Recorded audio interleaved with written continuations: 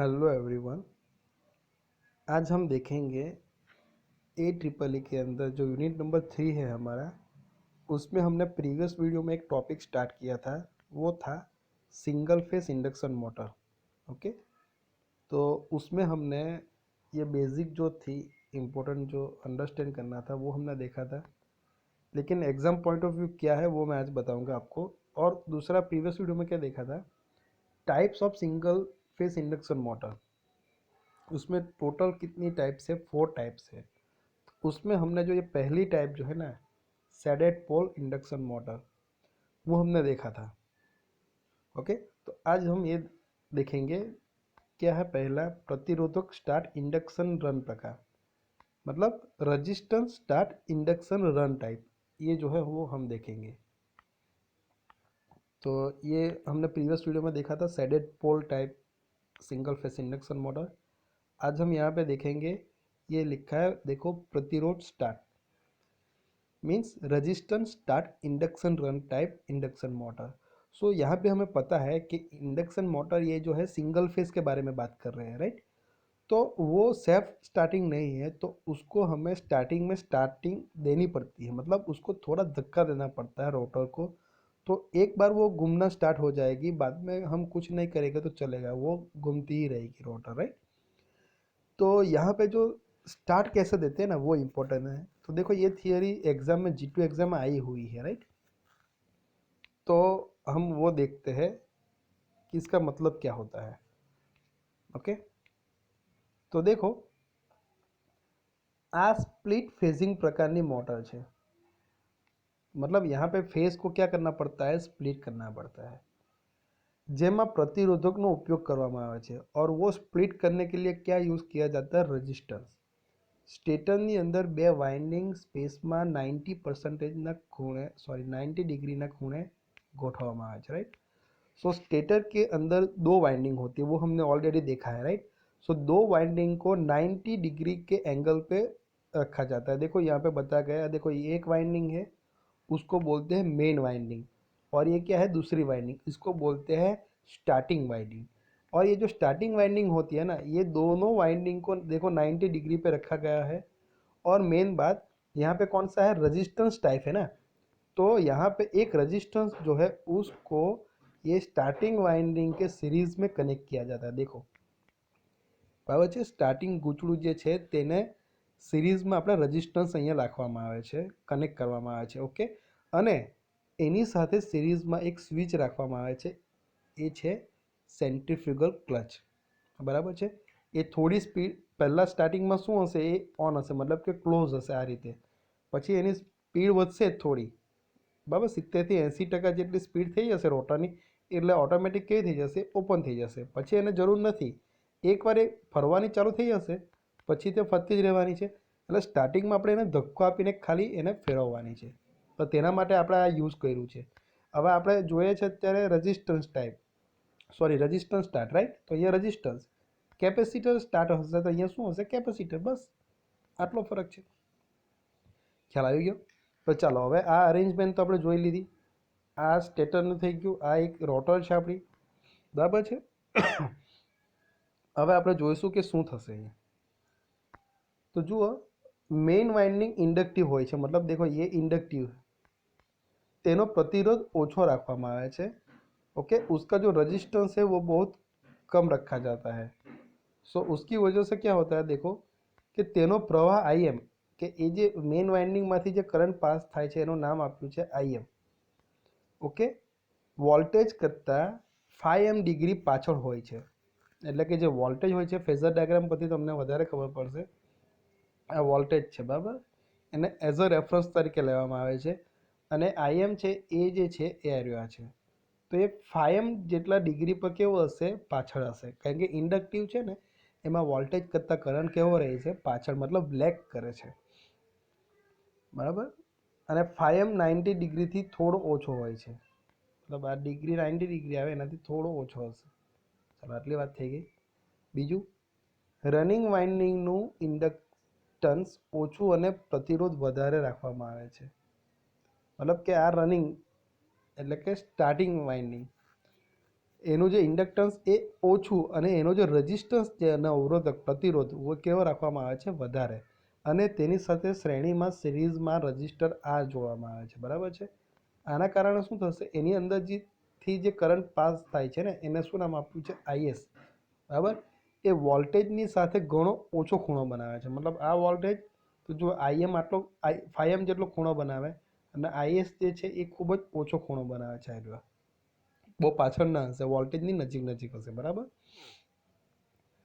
અને એ જે ખૂણો બને છે એ આશરે કેટલો બને છે તે જુઓ. આ બે આઈએસ અને આઈએમ આવી ગયા,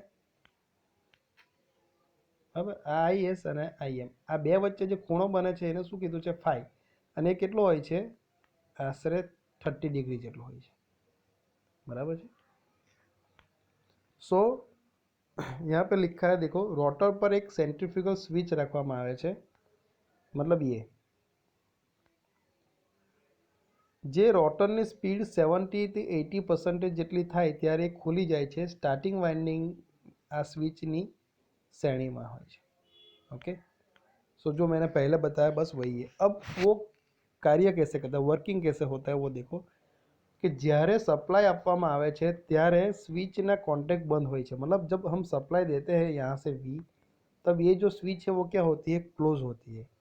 मतलब સ્ટાર્ટિંગ વાઇન્ડિંગ પરિપથમાં છે, એટલે કે આ જે સ્ટાર્ટિંગ વાઇન્ડિંગ જે છે ને એ આપણું કનેક્ટ થઈ ગયો, એટલે આપણે આ સર્કિટમાં આવી ગયો. स्प्लिट फेजिंगના લીધે રોટેટિંગ ચુંબकीय क्षेत्र उत्पन्न થાય છે, बराबर है. कि स्प्लिट फेजिंग हम यहाँ पे करते हैं उसकी वजह से, मतलब सिंगल फेज देते हैं लेकिन 2 फेज हो जाता है, तो उसकी वजह से रोटेटिंग मैग्नेटिक फील्ड जो है वो जनरेट होती है. और जो हमारी रोटर है ना ये, वो एक डायरेक्शन में अभी घूमना स्टार्ट करेंगी. जब वो उसकी स्पीड जो है वो 70 to 80% तक जाएगी, तब ये जो है सेंट्रीफ्यूगल क्लच जो है ये स्विच वो ओपन हो जाएगी, राइट. और ये जो स्टार्टिंग वाइंडिंग जो है वो हमारे जो सर्किट है उसमें से निकल जाएगी. बाद में भी ये जो रोटर है वो घूमना बंद नहीं करेगी, ये निकल जाएगा तब भी घूमना बंद नहीं करेगी. ये तो उसने तो क्या किया, एक स्टार्ट दे दिया, बाद में वो निकल जाएगी सर्किट में से, तब भी टू फील्ड रोटेटिंग थियोरी के हिसाब से ये जो रोटर है वो घूमना कंटिन्यू रखेगी. ओके, ફરવાનું એ શું રાખશે, ચાલુ રાખશે. ઓકે, હવે આમાં બીજું એક નવું છે, જુઓ કે આ એક સિમ્પલ વસ્તુ યાદ રાખવા જેવી છે, પણ ના યાદ રાખો ના લખો તો પણ ચાલે, આટલું ઇમ્પોર્ટન્ટ છે કાર્ય કેવી રીતના કરે. કે સ્ટાર્ટિંગની અંદર જે પ્રવાહ જે છે કરંટનો એ કેટલો હોય છે, જુઓ અહીંયા 5 થી 8 ગણો. અને સ્ટાર્ટિંગમાં જે ટોર્ક હોય છે એ ફૂલ લોડ ટોર્ક કરતાં 1.5 થી 2 ગણો હોય છે. ભારના વધારાની સાથે સ્પીડમાં ઘટાડો થાય છે. પાવર ફેક્ટર શું છે, 0.3 થી 0.4 લેગિંગ છે. તો ઇન્ડક્ટિવ ટાઈપ છે ને રેઝિસ્ટન્સ છે ને, તો પાવર ફેક્ટર લેગિંગ જ આવશે, બરાબર છે. એ આપણે પાવર ફેક્ટર વિશે લગભગ આપણે યુનિટ નંબર 1ની અંદર જોયું હતું. ઓકે, બેમાંથી કોઈ પણ એક વાઇન્ડિંગના છેડાને આપણે ઉલટાવીએ, બરાબર. આ બે વાઇન્ડિંગ છે, એ બે વાઇન્ડિંગના છેડાને જો આપણે ઉલટાવીએ બેમાંથી કોઈ પણ એકને, તો મોટર અત્યારે માની લો કે આ દિશામાં ફરે છે, તો એ ઊંધી દિશામાં ફરવાનું સ્ટાર્ટ કરી દેશે, બરાબર છે. તો બંને દિશામાં આપણે એને ફેરવી શકીએ છીએ. હવે એનો ઉપયોગો કઈ જગ્યાએ થાય છે, જુઓ તો fan, blower, centrifugal pump, okay, then separators, washing machine, oil burner, lathe, બરાબર. ઘણા બધા જે છે રેફ્રિજરેટર વગેરેમાં આ ટાઈપની જે મોટર છે એનો ઉપયોગ થાય છે. આ એક એપ્લિકેશન યાદ રાખજો, બરાબર છે. ચાલો હવે આપણે આગળ જોઈશું. એ જ ટાઈપ છે થર્ડ ટાઈપ. કયું છે, capacitor start induction run type induction motor. So ये सिंगल फेस इंडक्शन मोटर ही है, लेकिन कौन सी टाइप की है, capacitor start induction run type. तो यहाँ पे जो हमने पिछली फिगर देखी ना उसमें चेंज क्या आएगा, यहाँ पे रजिस्टर की जगह पर क्या आएगा, कैपेसिटर आएगा. कैपेसिटर स्टार्ट है इसीलिए, राइट. यहाँ पर रजिस्टर स्टार्ट था तो ये आ गया. देखो तो डिफरेंस कहाँ पर आएगा, कैपेसिटर आ गया, इसीलिए ये वेक्टर डायग्राम में से आपको पता चलेगा एग्जैक्टली. ये वोल्टेज को हम क्या करते हैं, रेफरेंस में लेते हैं. सेम है तो मैं नहीं बताता हूँ, राइट. ये मेन वाइंडिंग है और ये स्टार्टिंग वाइंडिंग है, दोनों 90 डिग्री पर रखी जाती है. स्टार्टिंग वाइंडिंग जो है उसके सीरीज़ में ये क्या है, कैपेसिटर रखा जाता है, और उसके साथ जो है वो एक सेंट्रीफ्यूगल स्विच रखी जाती है, राइट। अब देखो हम यहाँ पे वोल्टेज को एज अ रेफरेंस लेते हैं और यहाँ पे जो ये मेन वाइंडिंग में जो करंट फ्लो होता है वो एक्चुअली क्या होता है, ये इंडक्टिव होती है। मेन वाइंडिंग जो है वो क्या है, एक इंडक्टिव वाइंडिंग है। तो उसके अंदर जो है करंट जो है वो वोल्टेज को क्या करेगा, लेग करेगा। मतलब કરંટ એ વોલ્ટેજની પાછળ હશે, એટલે મતલબ અહીંયા આવશે આઈએમ, બરાબર છે। હવે આ જ વસ્તુમાં જ્યારે કરંટ જે છે એ આપણો જે સ્ટાર્ટિંગ વાઇન્ડિંગમાંથી જે પસાર થતો જે કરંટ છે આપણે જે સપ્લાય આપણે આપીશું, બરાબર, અને સ્ટાર્ટિંગમાં સ્વિચ કેવી હશે, તમારી ક્લોઝ હશે। તો સપ્લાય જે છે આમાંથી પાસ થશે આઈએસ। એ જે આઈએસ કરંટ જે છે એ કેવો હશે, અહીંયા જુઓ આ એક ઇન્ડક્ટિવ બી છે પણ અહીંયા શું છે, કેપેસિટર બી છે, બરાબર। તો એ વોલ્ટેજને શું કરશે, લીડ કરશે, એટલે વોલ્ટેજ કરતાં થોડો આગળ હશે આઈએસ કરંટ, બરાબર। અને આ આઈએમ અને આઈએસનો રિઝલ્ટન્ટ કરંટ, બરાબર છે, આપણે જો ડ્રો કરીએ તો કેટલો આવશે, આઈ। તો આઈ જે છે એ વોલ્ટેજ કરતાં પાછળ હશે પણ કેવો, બહુ વધારે નહીં, એના નજીક જ હશે, બરાબર છે, ખ્યાલ આવી ગયો। અને આ બે વચ્ચેનું જે એંગલ છે એને આપણે શું નામ આપ્યું છે, ફાઈ। મતલબ આ જે આઈએમ, આ મેઇન વાઇન્ડિંગનો કરંટ અને આઈએસ, આ બેને કેવી રીતે કરવામાં આવે છે કે બેની વચ્ચે 90 ડિગ્રી જેટલો ખૂણો બને। આપણે રેઝિસ્ટન્સ ટાઈપ જોયો ને આયરવા, એની અંદર કેટલો ખૂણો બનતો હતો, 30 ડિગ્રી જેટલો, બરાબર છે। અને આ કેટલો બને છે તમારો, 90 ડિગ્રી જેટલો, જેથી તમારા જે રિઝલ્ટન્ટ કરંટ જે છે તે વોલ્ટેજની નજીક આવી જાય, બરાબર છે। તો જુઓ અહીંયા ટોર્ક લખ્યું છે, તો આઈએમ અને આઈએસ વચ્ચેના ખૂણાની સાઇનના પ્રમાણમાં મળે છે। તેથી આ મોટરનો ટોર્ક જે છે એ કેવું હોય છે, આપણે જે પાછળની જે જોઈ કે रजिस्टेंस स्टार्टिंग वाली, बराबर, उसके कंपेयर में यहाँ पे जो स्टार्टिंग में जो टॉर्क है वो हमें क्या मिलेगा, ज़्यादा मिलेगा, क्योंकि यहाँ पे I am and I S के बीच में एंगल क्या है, 90 डिग्री है इसीलिए। और जो टॉर्क है वो क्या होता है, दोनों के बीच में जो एंगल होता है उसका साइन होता है। ओके, चलो, तो यहाँ पे हम बात करते हैं कि इस टाइप की जो होती है उसमें टॉर्क ज़्यादा होता है। तो देखो 3 से 4 गुना ज़्यादा होता है स्टार्टिंग में टॉर्क, किसके कंपेयर में, वो रेजिस्टेंस टाइप के कंपेयर में। बट ये जो मोटर है उसकी जो कॉस्ट है वो थोड़ी ज़्यादा हो जाएगी। और यहाँ पे भी लिखा है देखो, स्टार्टिंग वाइंडिंग के रनिंग वाइंडिंग ना છેડા ઉલટાવાથી, મતલબ આ બે જે છે વાઇન્ડિંગ એના છેડા ઉલટાવાથી મોટરની દિશા જે છે આપણે ઉલટાવી શકીએ છીએ, બદલી શકીએ છીએ। और उसका जो एप्लीकेशन वो कहाँ पे यूज़ होता है, देखो જ્યાં વધારે સ્ટાર્ટિંગ ટોર્કની જરૂર હોય ને ત્યાં, मतलब सेंट्रीफ्यूगल पंप, ड्रिलिंग मशीन, घरघंटी, ऐसी जो अप्लायंसेस होते हैं उसके अंदर जो है वो कैपेसिटर टाइप यहाँ पे लिखा है देखो, capacitor type, sorry, capacitor start induction run type की जो मोटर है वो यूज़ होती है। मतलब याद रखना यहाँ पे कैपेसिटर आता है, रेजिस्टेंस स्टार्ट होता है तो यहाँ पे रेजिस्टेंस आता है, बस इतना ही है। और जो तीसरा जो टाइप है वो इम्पोर्टेंट है एक्चुअली, वो भी एग्जाम में आया हुआ है, वो है कैपेसिटर स्टार्ट कैपेसिटर रन। अब तक हमने देखा उसमें क्या था, इंडक्टिव रन था ना, इंडक्टेंस रन था। यहाँ पे क्या है, कैपेसिटर स्टार्ट है और कैपेसिटर रन टाइप है। तो यहाँ पे क्या हो जाएगा, देखो ये इम्पोर्टेंट है, यहाँ पे लिखा है देखो, यहाँ पे एक दो चीज़ें हैं मेन, तो कि यहाँ पे सेंट्रीफ्यूगल स्विच जो है ना वो नहीं आएगी। ओके, ये क्या रखना। चलो आ लख्યું છે અહીંયા, આ પ્રકારની મોટરની રચના ઉપર મુજબ છે, मतलब જે રીતના છે હતી તે રીતના જ છે, આ જ બતાવી છે। મુખ્ય વાઇન્ડિંગ ઇન્ડક્ટિવ છે, मतलब આ જે મેઇન વાઇન્ડિંગ જે છે એ કેવું છે તમારું, ઇન્ડક્ટિવ છે। કેપેસિટરને સ્ટાર્ટિંગ વાઇન્ડિંગની સિરીઝમાં જોડવામાં આવે છે। આમાં બે પ્રકારની રચના હોય છે। सो कैपेसिटर स्टार्ट है तो सिंपल, ये जो स्टार्टिंग वाइंडिंग है उसके सीरीज में कैपेसिटर है, हमने पिछले टाइप में भी देखा है। लेकिन उसके अंदर भी दो टाइप है, देखो ये कैपेसिटर को कनेक्ट करना है ना, उसमें भी पहला जो है वो क्या है, सेंट्रीफ्यूगल स्विच नो उपयोग કર્યા વગર એક જ કેપેસિટરનો ઉપયોગ કરીને, राइट। सो ये है कि इसके अंदर क्या होगा, एक सेंट्रीफ्यूगल स्विच जो हम यहाँ पे रखते थे वो नहीं होगी और एक ही कैपेसिटर हम यूज़ करेंगे। दूसरा जो है वो क्या है, બે કેપેસિટર અને સેન્ટ્રીફ્યુગલ સ્વિચનો ઉપયોગ કરીને, मतलब इस टाइप की ये दो कैपेसिटर यूज़ होगा और ये जो दूसरा कैपेसिटर होगा ना उसके साथ ये सेंट्रीफ्यूगल स्विच कनेक्ट की होगी, राइट। तो ये दो टाइप हो गए। तो ये पहली वाली है कि यहाँ पर सेंट्रीफ्यूगल स्विच नहीं होगी और एक ही कैपेसिटर यूज़ होगा, राइट। તો આ પ્રકારની મોટરમાં એક મેઇન વાઇન્ડિંગ છે અરિયા જે ઇન્ડક્ટિવ છે, બરાબર। સ્ટાર્ટિંગ વાઇન્ડિંગની સિરીઝમાં એક કેપેસિટર સ્થાયી રીતે मतलब ફિક્સ કનેક્ટ કરવામાં આવે છે પરમેનન્ટલી। સેન્ટ્રીફ્યુગલ સ્વિચનો ઉપયોગ કરવામાં આવતો નથી, બસ આટલું યાદ રાખવાનું છે।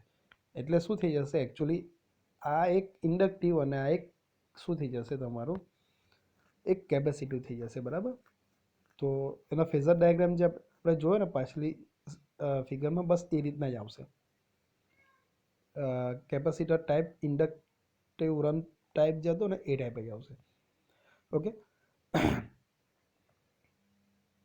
તો હવે બીજું આપણે શું જોઈશું આની અંદર સિમ્પલ એ कुछ है નહીં નયા। સ્ટેટર કોરને સળિયાની સાથે જોડવામાં આવે છે જેના વડે પંખાને લટકાવવામાં આવે છે, ઓકે। સ્ટેટર કોરમાં વાઇન્ડિંગ રાખવામાં આવે છે, રોટર સ્ક્વિરલ કેજ પ્રકારનો છે અને તે સ્ટેટરની ફરતે રાખવામાં આવે છે। રોટરની કોરની સાથે ફેન હેડ સાથે જોડવામાં આવે છે। એક સિમ્પલ કન્સ્ટ્રક્શન જે છે આપણે જોઈ ગયા એ જ છે, તો એ આપણે અલગથી કંઈ યાદ રાખવાની જરૂર નથી, બરાબર। ચાલો, તો આના જે મેઇન છે એડવાન્ટેજ એ આપણે જોઈશું કે ફાયદા કયા કયા છે આના। તો પાવર ફેક્ટર વધારે થશે, સુધારો થશે, अतिभार क्षमता में वधारो थશે, मतलब ओवरलोड कैपेसिटी ज़्यादा हो जाएगी और ये जो मोटर है वो स्मूथ चलेगी और साइलेंट चलेगी, उसकी जो एफिशिएंसी है वो भी ज़्यादा हो जाएगी, राइट। और वो वहाँ कहाँ पे यूज़ होता है, देखो वो लिखा है टेबल फैन जो होता है ना, एक्चुअली वहाँ पे ज़्यादा यूज़ होता है ये।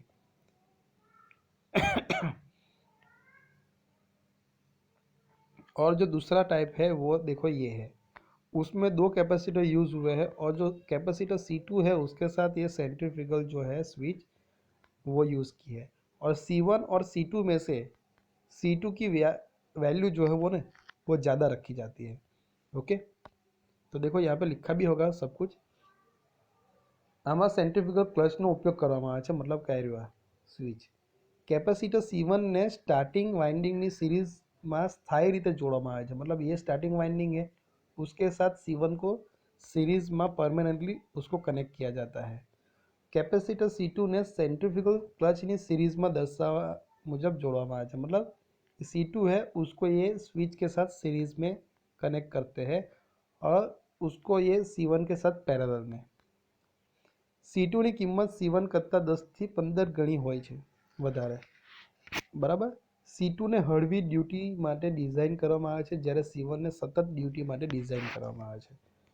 सो अब क्या होगा, स्टार्टिंग में ये स्विच क्लोज हो जाएगी तो ये C1 एंड C2 जो है वो पैरेलल में आ जाएंगे। पैरेलल में आ जाएंगे तो उसका टोटल कैपेसिटेंस हमें लिखना है तो क्या लिख सकते हैं, C1 + C2। रजिस्टर्स હોય ને તો અલગ હોય છે, બરાબર ને। તો સિરીઝમાં તો આપણે સરવાળો કરીએ, કેપેસિટરની અંદર પેરેલલમાં હોય ને ત્યારે આપણે સરવાળો કરવાનો રહે છે, બરાબર।